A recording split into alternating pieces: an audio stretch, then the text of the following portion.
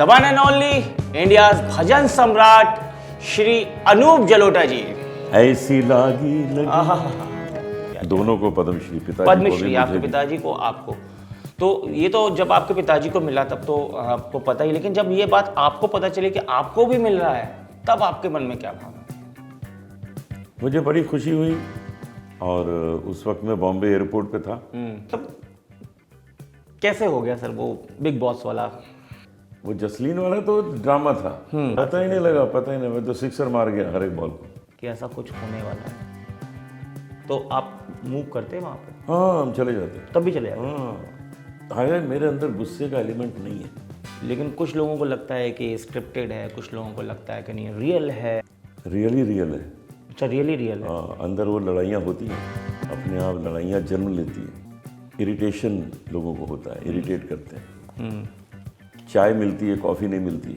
मेरी पत्नी मेधा, सब कुछ ठीक था, लेकिन 12 साल बाद फिर वो हार्ट ख़राब हो गया। फिर हमने फिर कोशिश की उस ट्रांसप्लांट की, फिर वो हुआ नहीं ठीक और वो चल बसी।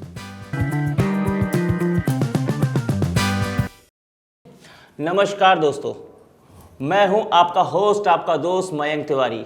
स्वागत करता हूं आपका अल्फा टॉक्स में, पावर्ड बाय टिकट मार्ट।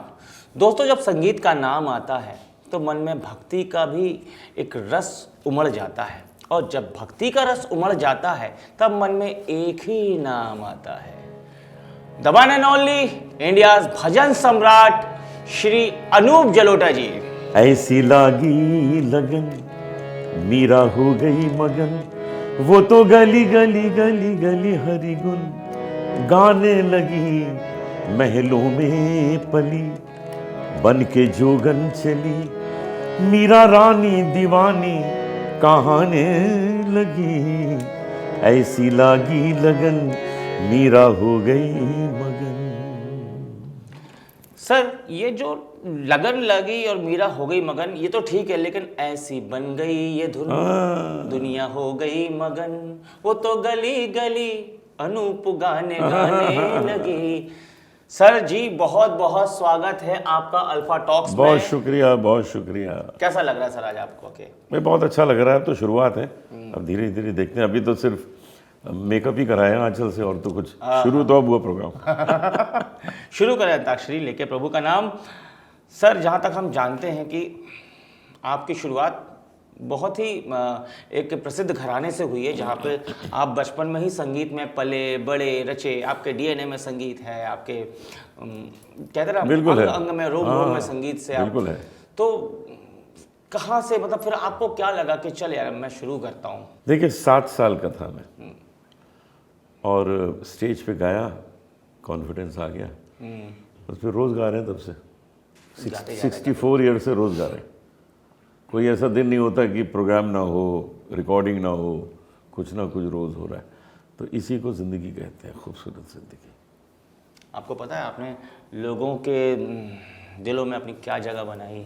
और अभी से नहीं, आप तकरीबन 50 साल से ज़्यादा 50 साल हो गए, लोग प्यार करते हैं। मेरे father electricity board Jabalpur MP में था, मुझे बताया करते थे, हम लोग के जबलपुर आप गए हो शायद कभी, तो वहाँ प्रोग्राम हुआ करता था। जबलपुर में मेरी छोटी बहन ब्याही है, अंजू। तो और हमारे एक कजिन भी हैं वहाँ, अज्जू सेठ, डॉक्टर अज्जू सेठ। अच्छा, मशहूर डॉक्टर वहाँ। अच्छा, तो फिर तो मैं आपके क्या कहूँगा, बहन के मायके का हाँ, हुआ। बिल्कुल बिल्कुल, नहीं, ससुराल का हुआ। तो सर, मुझे बताते थे पापा कि हम लोग गाना सुनते थे अनूप जलोटा जी का। मैंने कहा सर पापा कोई बात नहीं, आज आप गाना सुनते थे, आज मैं पॉडकास्ट करने जा रहा हूँ सर के साथ। मेरी बहुत अच्छी खुशनसीबी है, और अल्फा टॉक्स का भी थैंक्स, मुझे इतना अच्छा चांस दिया उन्होंने। तो सर, शुरुआत करते हैं उस एक लाइन से जिस लाइन ने सब कुछ बदल के रख दिया। ऐसी लागी लगन, मीरा हो गई। हाँ भाई, इसी से हुआ था, इसी से पूरा खेल शुरू हुआ। ऐसी लागी लगन, मीरा हो गई मगन, वो तो गली गली गली गली हरि गुन गाने लगी, महलों में पली बन के जोगन चली, मीरा रानी दीवानी कहाने लगी।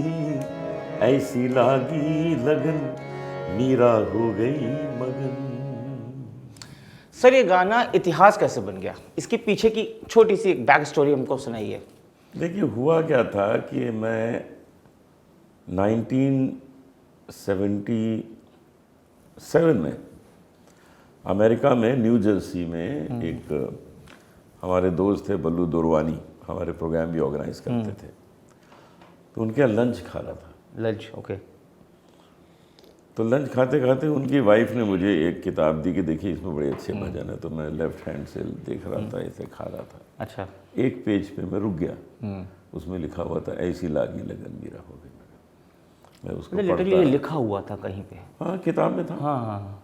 जैसे भजन की किताब होती है ना, भजनों की किताब, तो वो पढ़ता रहा। खाना खा लिया, फिर मैंने उनकी वाइफ से कहा जरा हारमोनियम लाइए, वो गाना भी गाती थी थोड़ा। हारमोनियम आया और मैंने उनको सुना दिया, देखिए खाना खाते खाते गाना भी बन गया। मतलब उस वक्त ऐसे कुछ नक्षत्र होंगे उन ग्रहों में, वो गाना तैयार हुआ खाना खाते खाते। खाना खाते खाते सुपर हिट हो गया। एक तरफ खाना एक तरफ गाना। अरे अब जहाँ गाओ जहाँ जाओ लोग कहते हैं जी ऐसी लागी लगन तो पहले सुनाइए। मतलब वो मस्त है कि वो तो गाना ही है हर प्रोग्राम में। हाँ, नहीं तो आगाज है ना। नहीं तो ऑर्गेनाइजर कहता है पैसे नहीं दूंगा आपको। नहीं तो आप भी तो बोल सकते ना, मैं गाना नहीं गाऊंगा। अब जैसे पॉडकास्ट है, इसमें नहीं गाऊंगा तो पैसे नहीं मिलेंगे। नहीं सर। सर तो छोटी सी आप मुझे अपनी जर्नी बताइए नैनीताल से निकल के यहाँ तक। नैनीताल मैं पैदा हुआ, हम लोग लखनऊ रहते थे।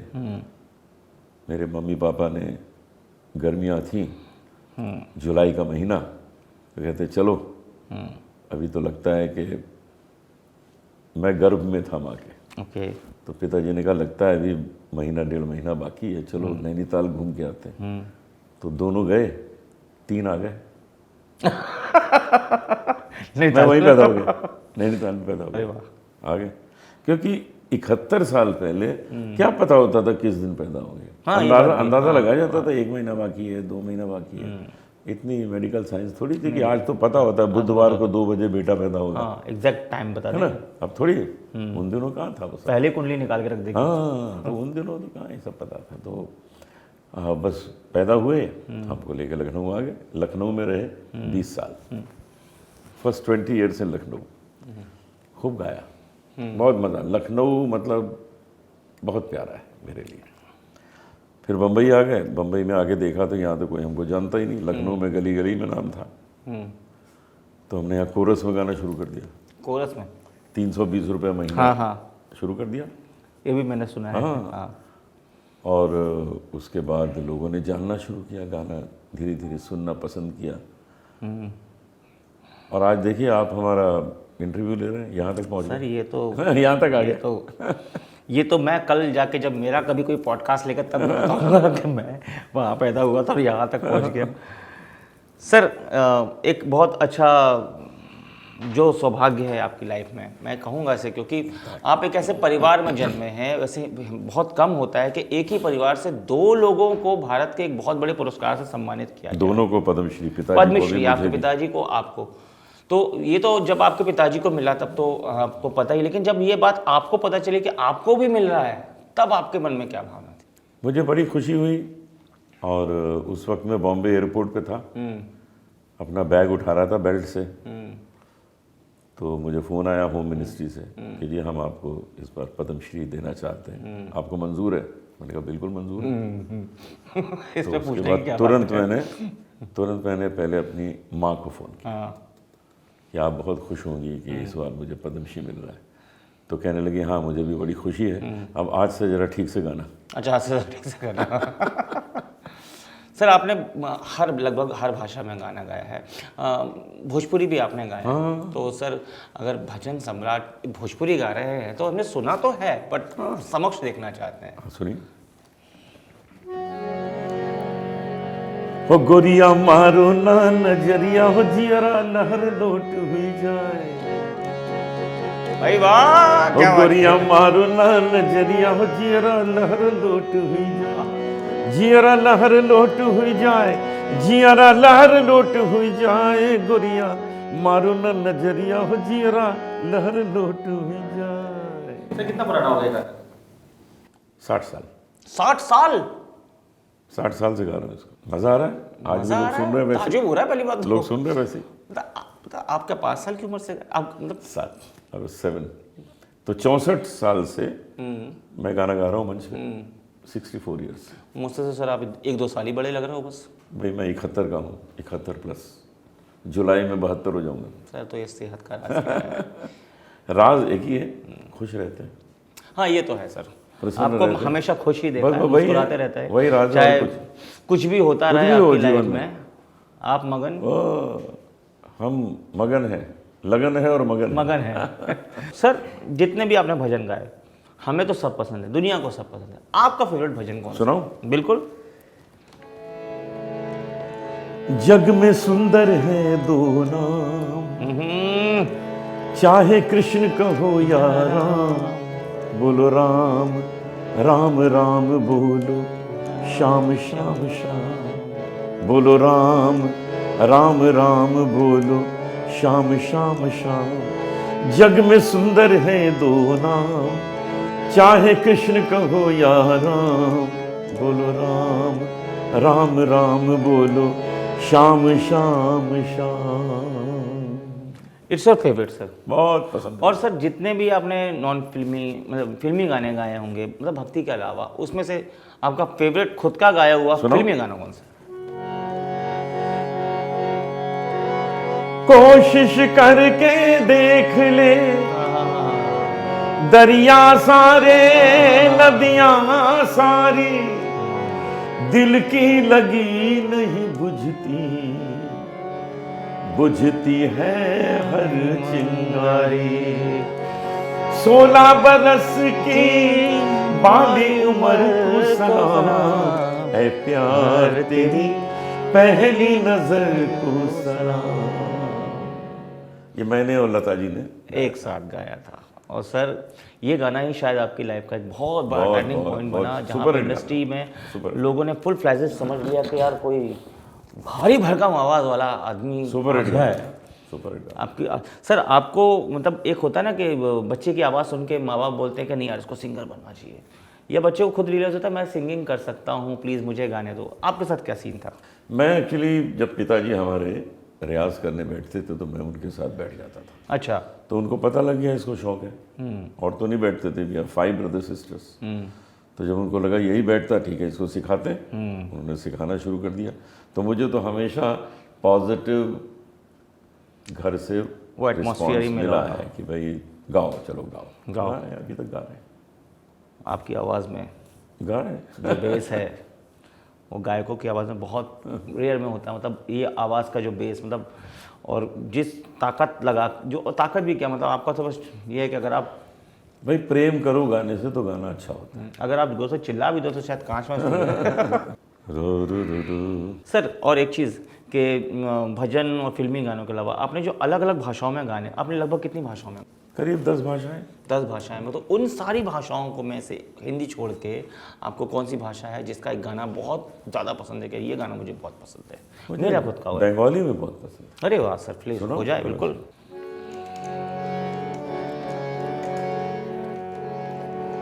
খেলিছ এ বিশ্বলয়ে বিরাট শিশু আন মনে খেলিছ এ বিশ্বলয়ে বিরাট শিশু আন মনে খেলিছ। क्या बात है सर, आप किशोर कुमार जी के बहुत बड़े फैन थे। आपको कभी किसी वक्त में जूनियर किशोर कुमार भी कहा जाता था, क्या स्टोरी है ये? मैं किशोर कुमार जी के गाने बचपन से गाता रहा हूँ। ओके। और जब मैं बॉम्बे आया तो मुझे वो बहुत प्यार करते थे, जब जब मिले बहुत प्यार से मिले, और उनके गाने गाकर मुझे बहुत अच्छा लगता। आपको थोड़ा सुनाऊं? अरे सर,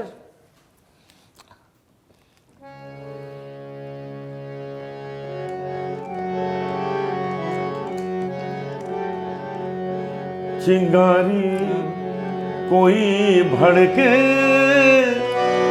तो सावन उसे बुझाए, सावन जो अगन लगाए उसे कौन बुझाए। तो जब आप पहली दफ़ा उनसे मिले तब क्या एहसास था आपके अंदर? पहली बार जब मैं उनको मिला तो मुझे एक अपनी फिल्म में उनसे गाना गवाना था। हाँ मैं उस फिल्म में म्यूज़िक दे रहा था। हाँ, मतलब जिनको सुन के आप बड़े हुए हैं, आप सोचे कि आप उनको गवा रहे हैं। तो मैंने उनको फ़ोन किया, कहने आओ मिलते हैं। वो घर पहुंच गया। तो मैंने कहा जी ये काम है कि मैं चाहता हूँ आप एक गाना गाएं, मैं कंपोज करता हूँ। कहते नहीं गाऊंगा। मैंने कहा क्यों? कहते तुम क्लासिकल में बना दोगे। मैंने कहा नहीं, क्लासिकल नहीं, आपके तरीके का बनाऊंगा। तो मैंने जो गाना कंपोज किया उन्होंने गाया और बहुत अच्छा गाया। कौन सा गाना था सर वो?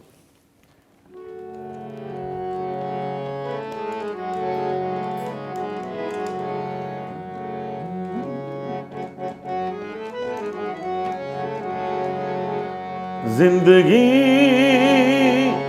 बस यही है जिंदगी, तू राहों में तू चलता चल, इन आहों में तू बसता चल। जिंदगी कैसी है ये जिंदगी। क्या बात है, क्या बात है, क्या बात है। सर ऐसा था ना कि जिंदगी वाले जितने भी गाने किशोर दा को ही मिलते थे। ऐसा गाना जिंदगी के सफर में गुजर जाते हैं, जो क्या गाने गाए। जिंदगी एक सफर है सुहाना, हर गाना जिंदगी को लेके जो भी गाना किशोर दा ही गा रहे हैं।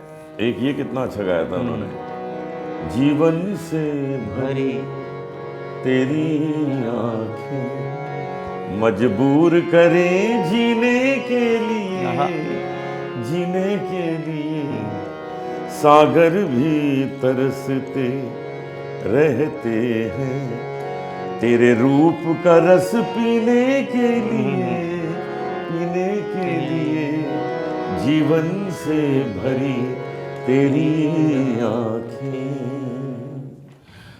अपने ही फेवरेट सिंगर को जिनको सुन के हम बड़े होते हैं, उनको हम खुद ही अगर मतलब अपनी ही म्यूज़िक पे गवा रहे हैं तो इससे बड़ा अचीवमेंट तो मतलब कुछ हो नहीं सकता सर। इतनी खुशी हुई थी मुझे। और सर ये सौभाग्य मुझे भी प्राप्त हुआ, आपको याद होना चाहिए कि मैंने एक गाना कंपोज किया था किसी लेवल के लिए और मैं सर के घर में जाके सर को रिकॉर्ड किया हूँ। मैंने सर को अपनी ही म्यूज़िक में गवाया। तो ये मेरे लिए बहुत बड़ा सौभाग्य था और I am very grateful sir कि आपने मेरे को वो वक्त दिया और मैं उस गाने के माध्यम से आपसे जुड़ा हूँ। और आज देखिए सर, आज देखिए वहाँ से यहाँ गए। और सर मतलब किशोर दा के अलावा जो और सिंगर्स हैं जिनके गाने आपको बहुत अच्छे हाँ, लगते रफ़ी साहब। हैं? रफ़ी साहब, रफ़ी साहब के साथ मैंने गाया भी, एक डुएट गाया था उनके साथ फिल्म में। और चलो रफ़ी साहब का थोड़ा सुनाते हैं।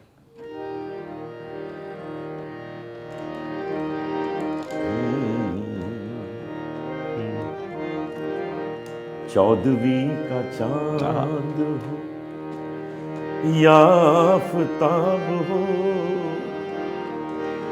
जो भी हो तुम खुदा की कसम लाजवाब हो। चौदहवीं का चांद हो। कमाल है सर। मतलब कोई बचा है गाना जो आप ना गा सकते हो? हाँ जी, अब आपको सुनाते हैं मुकेश जी। थोड़ी देर बाद हनी सिंह भी आ जाएंगे क्या? वो भी आएंगे। चंदन सा बदन, चंदन सा बदन, चंचल चितवन, धीरे से तेरा ये मुस्काना, मुझे दोष न देना जग वालों, हो जाऊं अगर मैं दीवाना। चंदन सा बदन, चंचल चितवन।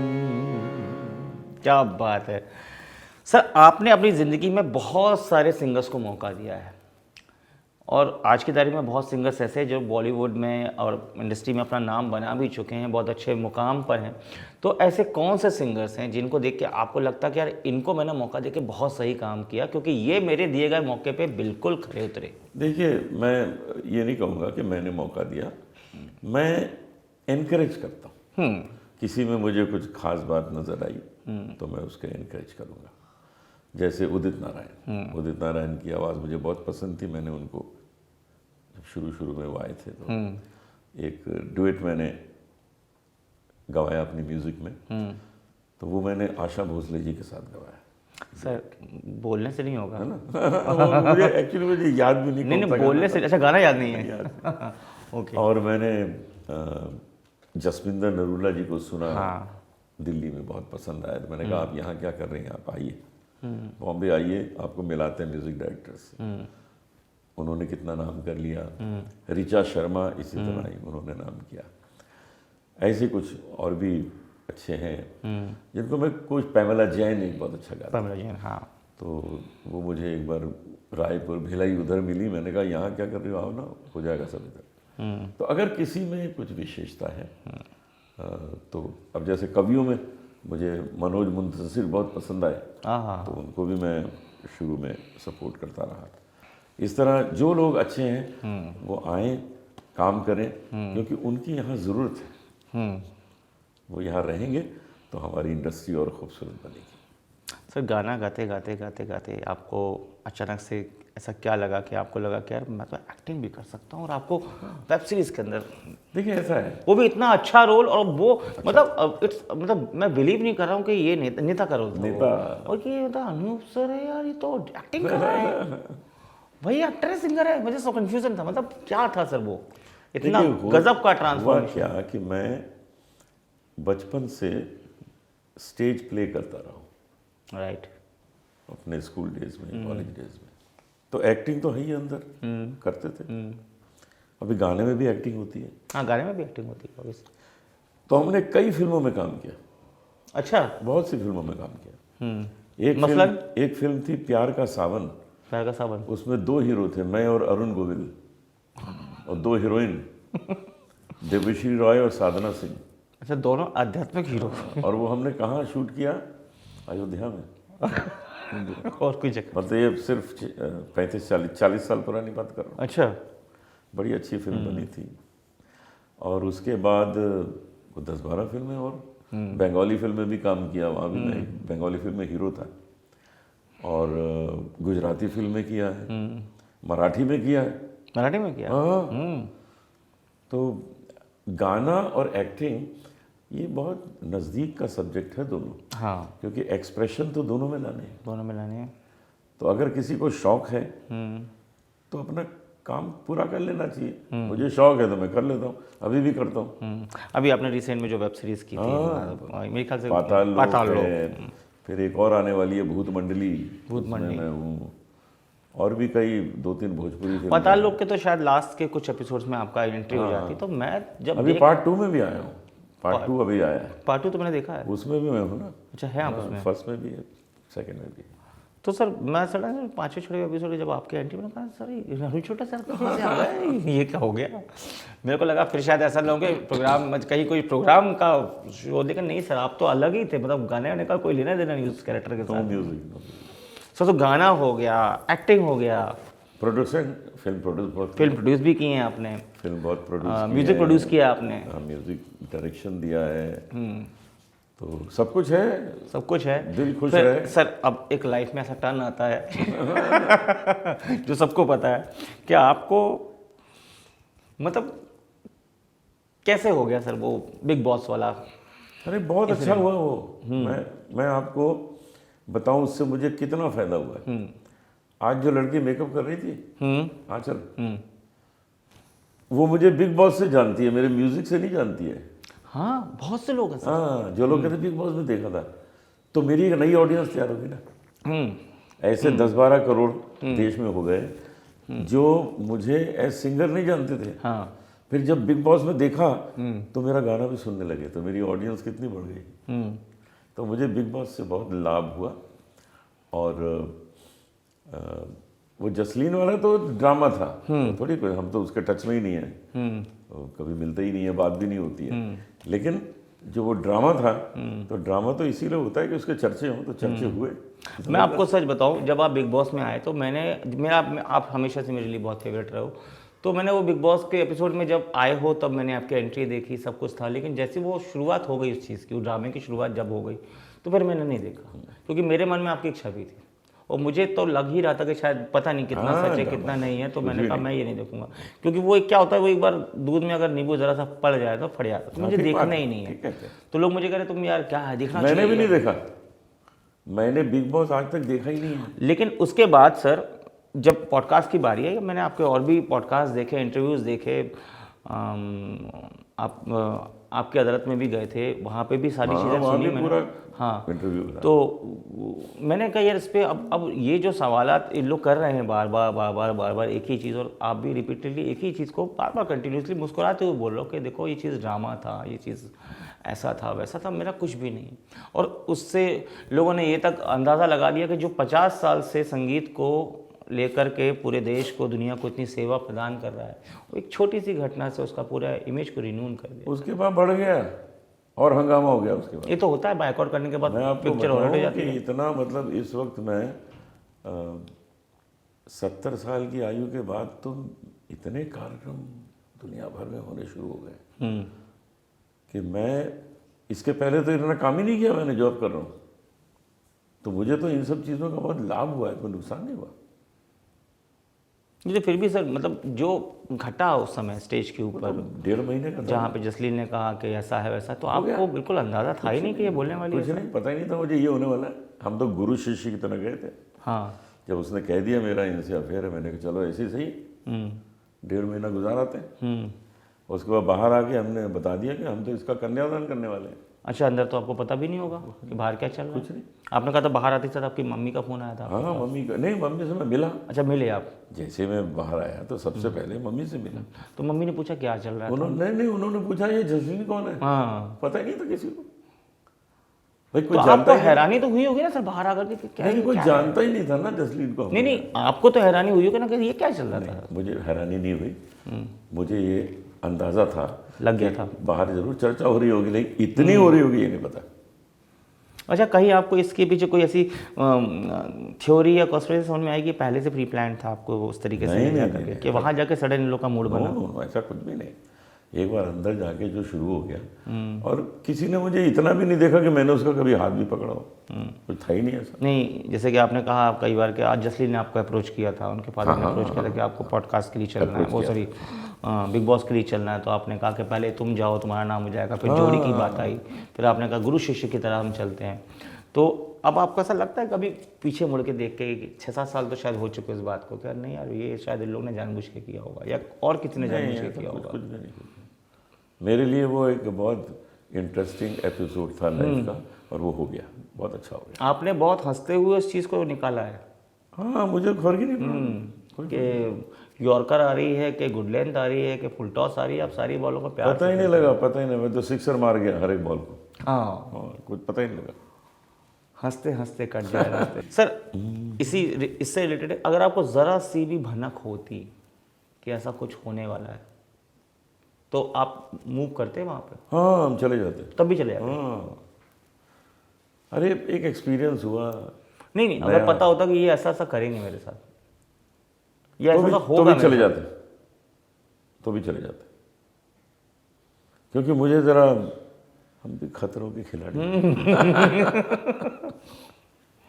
ये बात भी है, मतलब ठीक है, कई कुछ लोग मतलब होती है फितरत की, उलझ के तो देखूंगा चाहे जो हो जाए। हाँ, खतरों के खिलाड़ी हैं, चलो चलते हैं। चाहे गिर जाऊं, पड़ जाऊं, कुछ भी हो जाए, लेकिन देखा जाएगा। जैसे कि कई लोग इस शो के बहुत बड़े फ़ैन हैं, ह्यूज फ़ैन है, मैंने देखा लोग पागल भी है, तो लेकिन कुछ लोगों को लगता है कि स्क्रिप्टेड है, कुछ लोगों को लगता है कि नहीं रियल है। अब ये कितना स्क्रिप्टेड है, कितना रियल है, क्योंकि आप काफ़ी समय वहाँ रहे हैं, तो आपको क्या लगता है कितना स्क्रिप्टेड है, कितना रियल है? रियल ही रियल है। अच्छा, रियल ही रियल है। हाँ, अंदर वो लड़ाइयाँ होती हैं। अच्छा, अपने आप लड़ाइयाँ जन्म लेती हैं। इरिटेशन लोगों को होता है, इरिटेट करते हैं। चाय मिलती है, कॉफ़ी नहीं मिलती, तो इरिटेशन होता है। खाना सच में बनाना पड़ता है, खाना खुद बनाना पड़ता है, जो सब्जियां आ जाती हैं वही बना के खानी है। हाँ, सारे मतलब काम। ऐसा होता है कि वहाँ पे कभी कभी जानबूझ के लड़वा देते हैं? भाई देखिए, आपको बताऊं कि आप कपड़े धोने गए, वॉशिंग मशीन में आपने कपड़े डाले, साबुन डाला, और पीछे से उन्होंने ऑफ कर दिया उसको, अच्छा, तो इरिटेशन होगा नहीं? बहुत ज़्यादा। अब ट्रेडमिल में खड़े हुए, जैसे तैयार होकर खड़े हुए, उन्होंने ऑफ कर दिया मुझे, तो इरिटेशन होगा। हाँ, तो ये सब तरीके से वो लोगों को इरिटेट करते हैं। इरिटेशन में लड़ाइयाँ होती हैं, लड़ाइयाँ में गाली गलौज होता है, और यही तो बिग बॉस को चाहिए। ये तो है। और जैसे आप हमेशा मुस्कुराते रहते हैं, हमेशा आपके चेहरे पे एक स्माइल रहती है, बिल्कुल सच्ची स्माइल जिसमें आपको कोई फिकनेस नहीं, मैं बस मुस्कुराता हूँ। हाँ। कभी आपको कोई ऐसी बातें हैं कुछ, या कोई ऐसी चीज़ है जिस पे आपको गुस्सा आता है? हाँ यार, मेरे अंदर गुस्से का एलिमेंट नहीं है, मुझे क्रोध नहीं आता, कभी नहीं आता? कभी नहीं आता। अगर बाई द वे आ भी गया किसी बात नहीं, से, बाई चांस क्यों आएगा, आता ही नहीं किसी बात से कोई नाराज़गी हो गई, ना, कोई चीज़ पसंद नहीं आ रही है, है ही नहीं ऐसी कोई चीज़, सब निकल जाता है अपने आप, गुस्सा है ही नहीं, तो वो वाला रस ही नहीं है। गुस्से वाला एलिमेंट बॉडी में नहीं है। और जो गुस्सा करते हैं आप उन्हें किस नज़र से देखते हैं?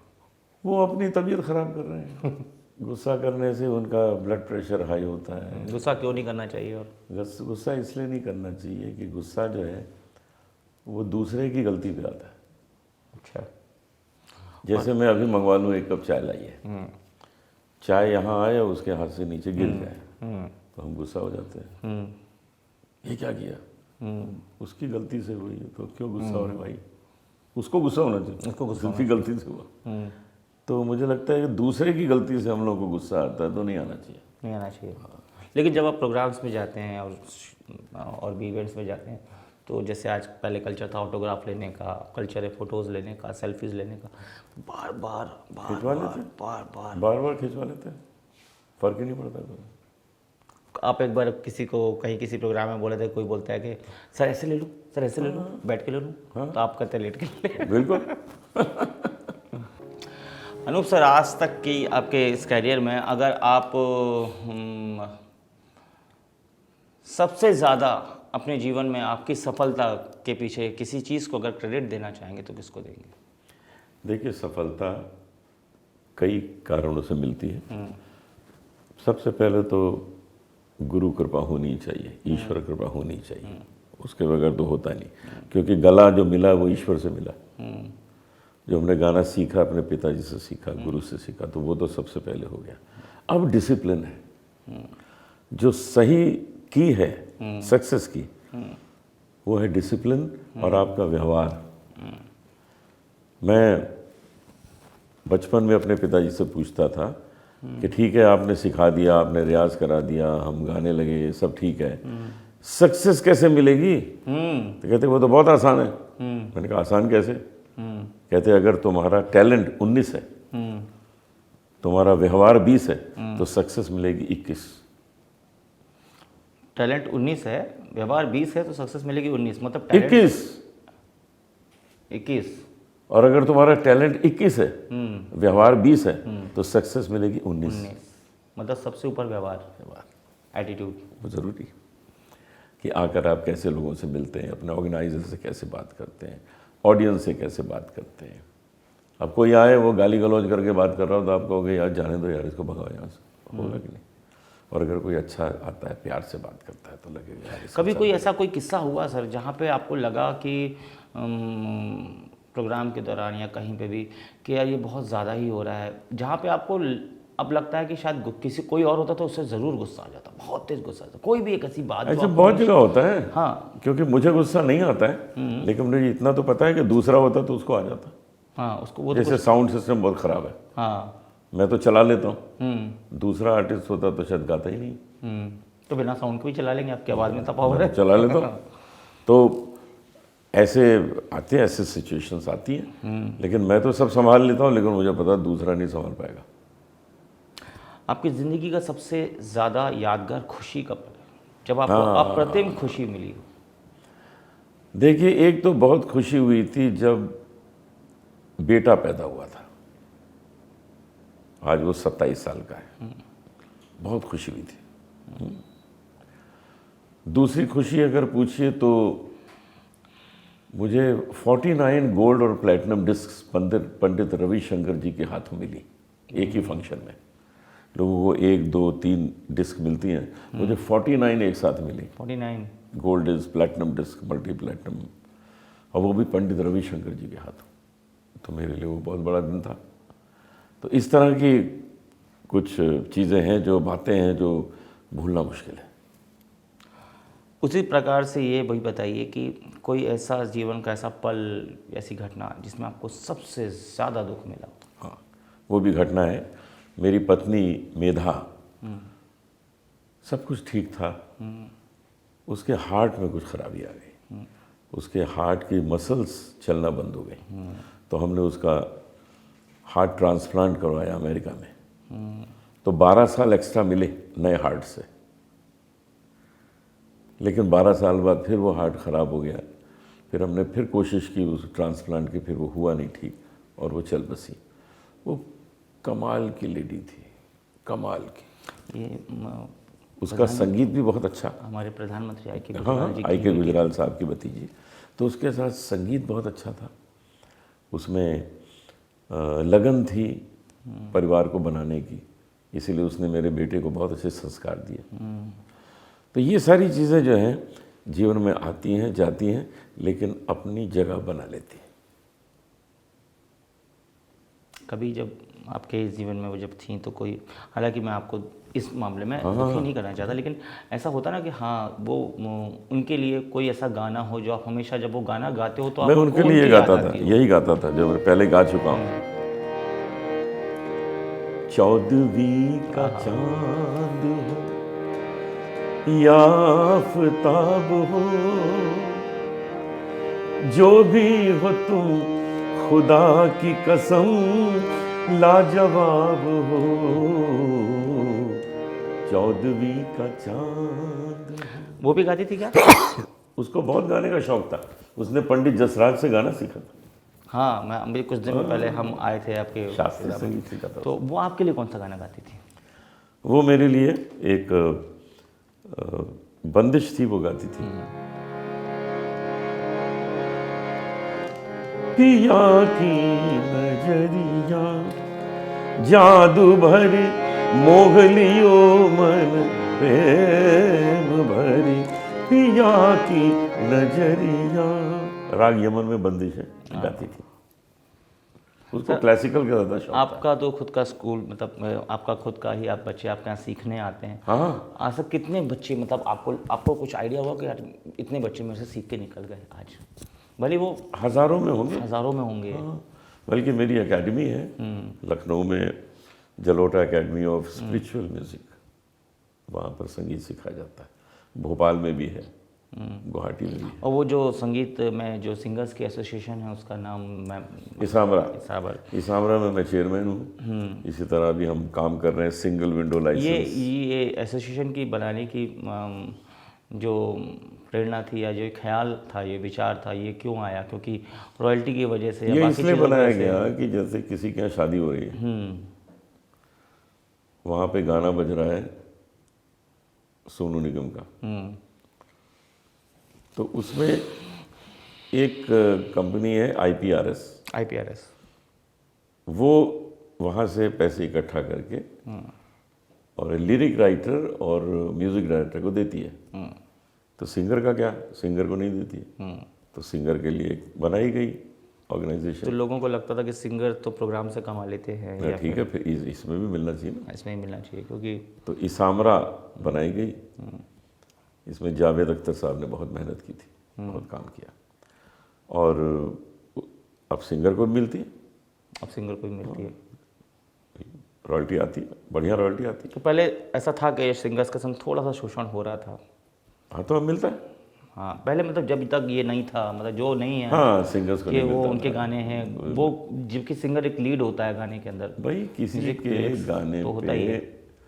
आप डांस कर रहे हैं, होटल में लगा लिया डीजे, उस पर आप डांस कर रहे हैं, डीजे को पेमेंट हो रहा है, अच्छा, होटल को पेमेंट हो रहा है, ड्रिंक्स वहाँ चल रही है, लिरिक राइटर को पेमेंट हो रहा है, म्यूजिक डायरेक्टर को हो रहा है, सिंगर को क्यों नहीं हो रहा है?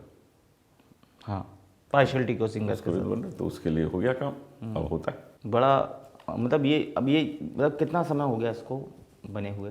अब हम लोग ये काम पिछले 11 साल से कर रहे हैं। 11 साल से कर रहे हैं। तो दोस्तों, ये है हमारे आपके हम सब के प्यारे, सारी दुनिया के प्यारे श्री अनूप जलोटा जी, जिन्होंने हमारे हर सवाल का जवाब बड़ी निराले अंदाज से दिया, जो हमेशा से इनका रहा। ये एवरग्रीन रहे हैं, एवरग्रीन रहेंगे। और सर अब हम आपके साथ हमारे इस पूरे पॉडकास्ट का एक बहुत बेहतरीन सेगमेंट खेलेंगे, रैपिड फायर, जिसमें मैं आपसे फटाफट सवाल करूंगा और आप जरूर, फटाफट जवाब जरूर, दीजिए। जरूर। नंबर 1 से लेकर नंबर 5 तक आज तक की आपके जीवन में अगर मेल सिंगर्स की लिस्ट बनानी है तो आप किसको देंगे? मेल सिंगर्स जी। मोहम्मद रफ़ी साहब, किशोर कुमार जी, मन्ना डे जी, तलत महमूद साहब, मुकेश जी।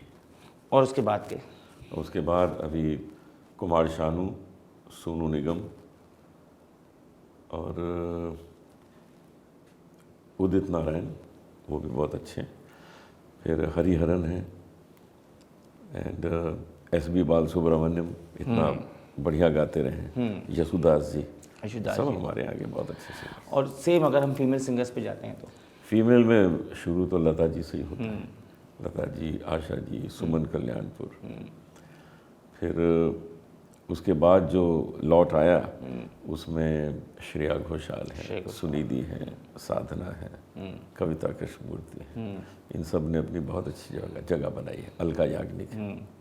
सर अगर आप भजन सम्राट अनूप जलोटा ना होते या सिंगर ना होते तो आप और क्या होते? तो मैं एक क्रिकेट प्लेयर होता। Oh my God. मैं क्रिकेट अच्छा खेलता था अपने कॉलेज डेज में, लेकिन म्यूज़िक का इतना ज़्यादा जुनून था कि बस उसमें लग गया पूरी तरह। ज़िंदगी का ऐसा कौन सा काम है या ऐसी कौन सी घटना है, ऐसा कौन सा पल है जो आपको लगता था ये जीवन में नहीं होना था, ये काम मुझे नहीं करना था? मुझे ऐसा कुछ भी नहीं नज़र आया कि मुझे ऐसा नहीं करना चाहिए था। जो जो मैंने किया है सोच समझ के किया है और हर काम से मैं अपने खुश हूँ। कहते हैं कि सबको सब कुछ नहीं मिलता, तो कोई चीज़ ऐसी है जो आपकी लाइफ में मिसिंग है कि यार काश ये भी मिल जाता तो मज़ा आता, ये चूक गया मुझसे? ये सच में एक चीज़ ऐसी है कि मेरी पत्नी मेधा, जिसकी 10 साल पहले डेथ हो गई, वो मेरे साथ होती तो बात कुछ और होती। ऐसी लागी लगन अगर आपके अलावा आप किसी को गवाते जो आपको लगता कि मैं तो ठीक है गाया, लेकिन ये गाता तो ये भी बहुत अच्छा गाता? मुझे लगता है ऐसी लागी लगन आशा भोसले जी बहुत अच्छा गाती। ये तो फीमेल क्योंकि इसमें, हाँ फीमेल, क्योंकि इसमें इस तरह की मुर्गियाँ हैं, जगह है कि उसके लिए आशा जी बहुत अच्छी है। और थोड़ा सा नटखट अंदाज भी। हाँ वो है ना, उसमें तो गाती बहुत बढ़िया। और मेल सिंगर? मेल सिंगर ये मन्ना डे साहब बहुत अच्छा गाते हैं, क्योंकि उनके गाने में क्लासिकल बहुत अच्छा था और इसमें क्लासिकल अंदाज बहुत है। कोई फीमेल सिंगर या मेल सिंगर जिनके साथ आपने आज तक स्टेज शेयर ना किया हो? स्टेज शेयर ना किया, आशा जी के साथ स्टेज शेयर नहीं किया, उनके साथ गाया है। लता जी के साथ स्टेज शेयर किया है। और बाकी हम क्लासिकल म्यूजिशियन से बहुत ज़्यादा अट्रैक्टेड हैं, किशोरी आमोनकर जी से, लेकिन उनके साथ कभी स्टेज शेयर नहीं किया, लेकिन बहुत अच्छा लगता है उनके साथ गाना। सर आखिरी और अहम सवाल, आपके पहले की म्यूज़िक में, आपके वक्त की म्यूज़िक में और आपके आने वाले बात जो म्यूज़िक चल रहा है, उन तीनों में आपको क्या डिफरेंस दिखता है? देखिए, हमारे क्लासिकल में, भजन में, गज़ल में तो कोई अंतर नहीं आएगा, क्योंकि इसका तरीका है गाने का और वैसे ही गाया जाएगा। लेकिन जो फिल्मी गाने हैं उसमें अंतर आता ही जाएगा, क्योंकि वो फिल्म के लिए बनते हैं। तो जब फिल्म का स्टाइल चेंज होता जा रहा है तो म्यूज़िक भी चेंज होता जाएगा। क्योंकि पहले फिल्में बनती थी साहिब, बीबी और गुलाम, मुगले आज़म, उमराव जान, तो उसमें म्यूज़िक वो हुआ करता था, प्यार किया तो डरना क्या।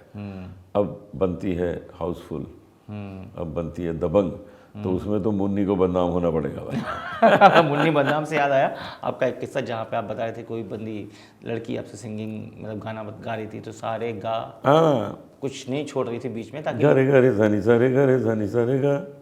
तो मैंने उसको कहा माँ और पा, कहती माँ और पा मैं नहीं गाती हूँ, वो गाने से मेरी लिपस्टिक खराब हो जाती है। तो देखा आपने, हमेशा की तरह एवरग्रीन, अपने उसी अंदाज में, उसी जज्बे के साथ, उसी हौसले के साथ, इस उम्र में भी वही एनर्जी जो हम लोगों में भी शायद। कौन किस उम्र की बात कर रहे हो? सर मेरे से 1 साल बड़े हो आप। हाँ तो फिर वही बोला तो मेरे से 1 साल बड़े होने के कारण मेरे से भी ज़्यादा एनर्जी के साथ इनकी जो परफॉर्मेंस है, इनके बात करने का जो तरीका है, और आज जो सर आप आज भी वैसे ही दिखते हो, नो डाउट। ये भगवान की कृपा। जो ये लुक है भाई हम लोगों का भी नहीं है, क्या है sir, God is kind, God is kind, प्रसन्न है। एवरी स्माइल करते हैं। उनके और बस भजन गाते हैं वो खुश रहते हैं, तो हमको भी खुश हमारे रहते हर सवाल का इन्होंने गा करके बिंदास तरीके से अपने सुरों के साथ, अपने अल्फाजों के साथ जवाब जो दिए हैं वो बहुत बेहतरीन है। और इसलिए सर हम लोगं की तरफ से, हमारी टीम की तरफ से, अल्फा टॉक्स की तरफ से आपको एक छोटा सा नजराना, छोटा सा तोहफा हम आपको देना चाहेंगे। भाई लेके आइए जल्दी जल्दी जल्दी जल्दी। हैं। अरे ये तो बहुत ज़्यादा छोटा है, अरे बहुत छोटा है सर, बहुत ही छोटा है। इसमें इतनी तो छोटी मैं सी- खो जाऊं, इतना सर ये छोटा बहुत है। बड़ा है। इतनी छोटी से में कन्हैया लाल आ गए थे, याद है। तो समाप्ति की ओर बढ़ रहे हैं हम, जहाँ पे अनूप सर के साथ अब हम विदाई लेने वाले हैं। अनूप सर, अगर आपकी तरफ से आपके फैंस के लिए, आपके चाहने वालों के लिए, हम लोगों के लिए, सारी दुनिया के लिए कोई मैसेज या कोई संदेश जो देना चाहते हैं आप दे सकते हैं। बिल्कुल है मैसेज। संगीत बहुत प्यारी चीज़ है, संगीत को प्यारा बना के रखिए। इस तरह के लिरिक्स मत गाइए जिसमें गाली गलौज हो। ऐसा संगीत गाइए जो लोग सुन के, जो प्यार करता है वो और प्यार में पड़ जाए, जो अपने माँ बाप की इज़्ज़त करता है वो और इज़्ज़त करने लगे, जो अपने परिवार से नहीं मिलता है वो मिलने लगे, उनके साथ समय गुजारने लगे। ऐसे संगीत को पेश कीजिए, ऐसी कविताएं गाइए। मैं उसके बहुत विरुद्ध हूँ जो लोग आजकल के गानों में, ये जो रैप में गाली गलौज, अजीब से शब्द इस्तेमाल करके गाते हैं, मैं उसके बहुत विरुद्ध हूँ। वो नहीं होना चाहिए। कुल मिला के संगीत की इज्जत कीजिए, बस। संगीत ईश्वर है। सर आगाज सुरों के साथ हुआ था, अंजाम भी बिल्कुल होगा, बिल्कुल होगा।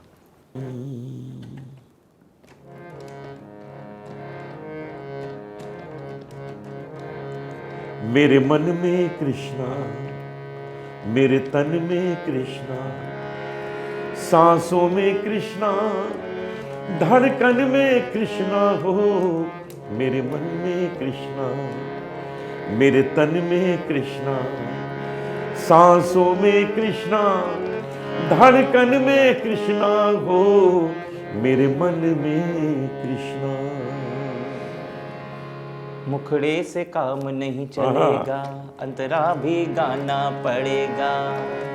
ब्रज का तू चंदा सारे जग में फैला रे, सारे दीवाने तेरे तू अलबेला रे। राधा के संग है कृष्णा, मीरा संग भी तू, दुनिया में गूंजे तेरे नाम का जादू। मेरे मन में कृष्णा, मेरे तन में कृष्णा, मेरे मन में कृष्णा, मेरे तन में कृष्णा। भक्ति के इसी रस के साथ आप हमेशा ऐसे ही खुश रहिए, मुस्कुराते रहिए, स्वस्थ रहिए और भी हैंडसम हो जाइए, ताकि हम आपको और भी ऐसे ऐसे गानों के साथ, चीज़ों के साथ देखें कि हम लोग भी शौक जगह करें। अनूप सर ये और बच गया था, ये भी आपने कर लिया। और थैंक यू सर आपका हमारे इस पॉडकास्ट में आने के लिए, हमें समय देने के लिए और आपका आशीर्वाद हमें देने के लिए। मुझे भी अच्छा लगा, बहुत अच्छा लगा। बहुत मज़ा आया, क्योंकि ये जो पॉडकास्ट है ये थोड़ा सा सुरमई हो गया, जो कि होना भी बहुत ज़रूरी था। बहुत अच्छा। क्योंकि यहाँ से बातें नहीं हुई हैं, सुर भी छेड़े गए हैं और महान शख्सियत से हम यहाँ पे मुलाकात करते हैं। तो दोस्तों ऐसे हम और भी प्रोग्राम आपके सामने पेश करते रहेंगे और आपके सामने नई नई हस्तियों को लाते रहेंगे जो कि अपने क्षेत्र में पारंगत है और उन्होंने एक मुकाम हासिल किया। तो देखते रहिए अल्फा टॉक्स, आपके साथ मैं हूँ आपका host Mayank Tiwari. Thank you.